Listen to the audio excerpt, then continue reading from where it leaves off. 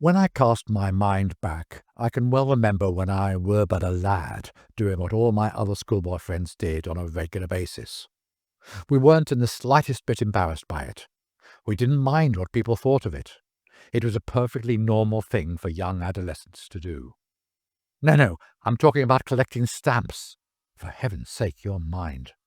Yes, philately was all the rage in those days, and I still have some 5 or 6 albums stashed away in an old box somewhere.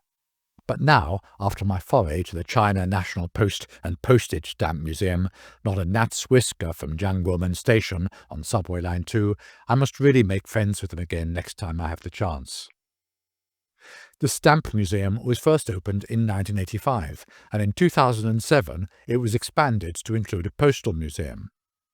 It now covers 4 floors, a grand total of 7,500 square metres exhibition space, 6,000 square metres of cultural relic storeroom, and nearly 10,000 postal artefacts, millions of Chinese stamps, and 7 major galleries. Or so the blurb would have us believe. But there's not a ticket office in sight.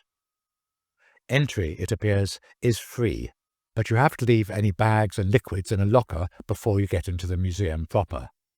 Then it's up the escalator to the first floor of exhibits, with a further 2 above that. Even with free admission, I'm the only visitor, save for a mother with her errant brat, who arrive half an hour later. Naturally, having done my homework, I know exactly what to expect. The stamps are divided up into 4 categories. It starts with stamps in the Qing dynasty, then moves on to stamps published around the China Revolution, and then you see loads of modern-day stamps after the foundation of the PRC, some with the original pictures placed beside the stamps themselves, which are amazing in the detail with which they are produced. And finally, there's a small collection of stamps from member countries of the Universal Postal Union. The stamp collection, it turns out, is a wonderful gallery of everything that has happened in China in the past 50-plus years. Forget for a moment that you're looking at stamps. It's like peering into a new world of Chinese history told through pictures. The first stamps issued in China appeared in 1878. They came in 3 colours and featured a dragon. The green issue was worth 1 fun, or 1/100th of a yuan. The red was 3 and the yellow 5. You have to remember that these are symbolic colours in China. Green was the colour used by high-ranking officials, red is the long-standing symbolic colour of China, and yellow is the colour reserved for the emperor. One is also reminded that the first postage stamp in the world originated in the UK, the famous penny black. Actually, it's a bit unnerving, but everywhere is closely guarded by security cameras that follow you around the room automatically, their servo motors whirring all the while against the quietness of the hall. I smile up at them a few times, wondering if the security guards have dozed off from this mindless task, or whether they will rerun the best bits of me inspecting their collection. The hall is filled with stamps depicting life, concentrating on China's rich culture and history. Subjects covered are as varied as wildlife, scenic spots, fairy tales, architecture, antiques, dragons, historical events, Beijing opera, Olympics, sports, Chinese medicine, jade, cartoons. You name it, and there's almost certainly a stamp depicting it. The first part of the display concentrates on the first Chinese stamps dating back to the Qing dynasty post. Historically, they're fascinating, but they're hardly colourful, and unless one is a keen philatelist, it's likely that the majority of visitors move on to the second part, which concentrates on the period of the Republic of China, which, as of course you'll remember, kicked off in 1911. After the founding of the ROC, the Postal Administration changed its name to the Ministry of Communications, while the name Chinese Postal Service was used instead of Imperial Post. I learned that in late March 1912, the Ministry of Communications was instructed by Sun Yat-sen to overprint 4 Chinese characters on top of the old Third Imperial issue, spelling out Republic of China. These stamps were actually overprinted by 3 different printing houses, and you can tell them apart as the printing was different from each. The statistical department of the Shanghai Customs made the overprints in Song characters. The commercial press in Shanghai also used song, but the last overprinted character reading Guo, or Republic, is larger than the other three. Waterloo and Sons of London used regular characters. In addition, some post offices in various other places made overprints of their own. The Chinese Postal Service began to issue airmail stamps on July 1, 1921.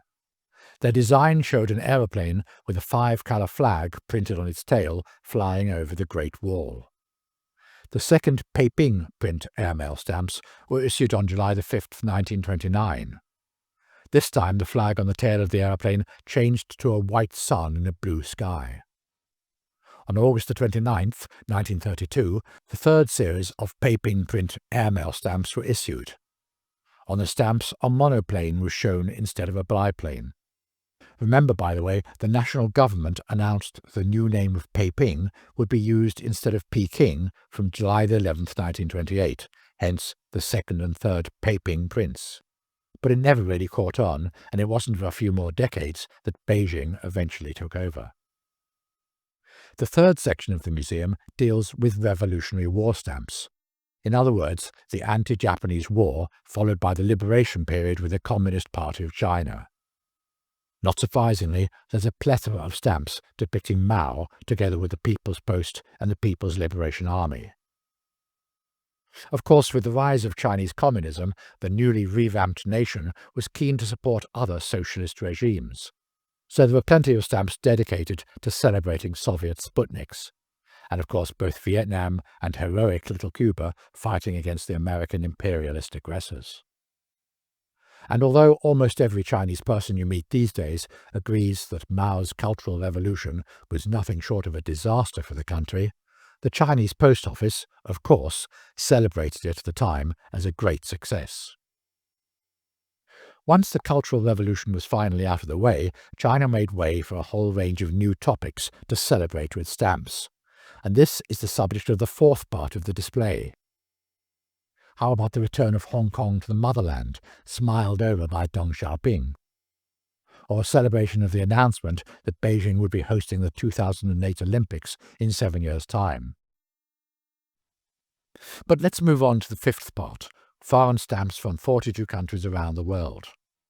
I'm not sure what criteria have been used to decide on whether a stamp is interesting enough to be shown in this section. Norfolk Island, wherever that is, gets a prominent position. I wonder why. While what appears to be mini CDs are on display representing Bhutan. Can these really be stamps? Or have they displayed real CDs that contain images of the stamps of that country? I later searched Wikipedia for an answer. It appears that Bert Todd, an American businessman, was instrumental in setting up Bhutan's stamp issuing program. In 1954, he went there on honeymoon and cemented a lifelong friendship with the Bhutanese, becoming an advisor to the Bhutan government and royal family. The program was specifically set up to raise money for the improvement of Bhutan's infrastructure after the country was refused a loan from the World Bank. Todd relied on unusual designs, such as 3D printing, relief and sculptural stamps, as well as silk, steel, scented, and even a talking stamp on a miniature record that played the history of the country when spun on a record player. At first ignored by many collectors, some early Todd stamps have become cult items. Following her father's death, Francis Todd Stewart took his last idea to create the world's first CD-ROM postage stamp and formally partner with Bhutan to produce these CDs for their 2008 release. But I guess my prize for the most amazing set of stamps in the entire museum goes to a series from the DPRK. It's not just that they're a set of 3D stamps, where the picture shifts as you turn it backwards and forwards in front of you, which in itself makes them pretty noticeable, but remembering that this is North Korea we're talking about, it's a tribute to Prince Charles, Lady Diana and Prince William. Yes, really, they were released on October 1st, 1982, about 3 months after Wills was born. Could it possibly be that Kim Il-sung was a closet royalist? I guess we'll never know. So after an hour of peering at pretty stamps, I find that the museum contains more, much more than just stamps. On the upper floors we can find out about the technology of stamps as well. How about perforating machines, for instance? Naturally, there's much space devoted to the setting up of China's postal service. The earliest message relay systems in China can be traced back almost 3,000 years. Just like in Hollywood's Cowboys and Indians TV series that I used to revel in way back in my misspent youth, they used methods such as drum beats and smoke signals. But of course, they also couriered messages on galloping horses from one side of the Central Kingdom to the other. There were various models of courier stations, which acted rather like latter-day postal sorting offices, where the couriers could change horses and perhaps top up with a well-needed bottle of Tsingtao. Not only were horses used, but camels too, remembering that a lot of China is taken up by desert areas. I find myself moseying around a display of wooden tablet epistles written by soldiers in the Qin dynasty. There were also life-size models showing courier stations through the ages, as well as the clothes worn by the postal workers, and even early letter boxes with the word letters inscribed on them, no doubt for the edification of the multilingual Chinese peasants. Some of the post boxes even offer more than passing resemblance to examples found in the West. Next, I come across a section dealing with a communication post during the Revolutionary War period, when the Communist Party set up a secret communication network used for escorting revolutionaries and shipping essential materials across enemy-occupied lines. The communication post, we are told, was an integral part of the Chinese people's revolutionary cause and is still regarded as a brilliant chapter in the history of China's modern postal system.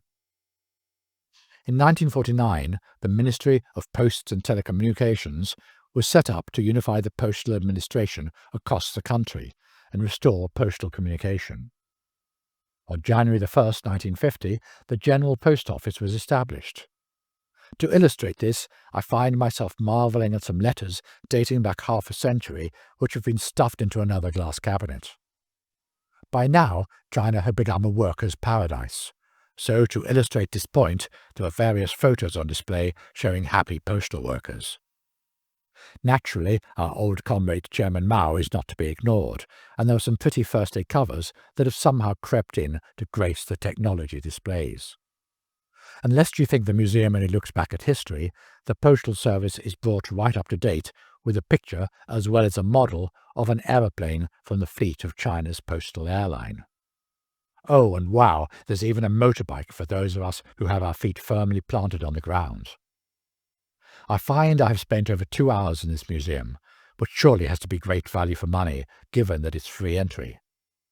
I stroll down the staircase to the ground floor and see yet another couple of people have entered while I've been upstairs.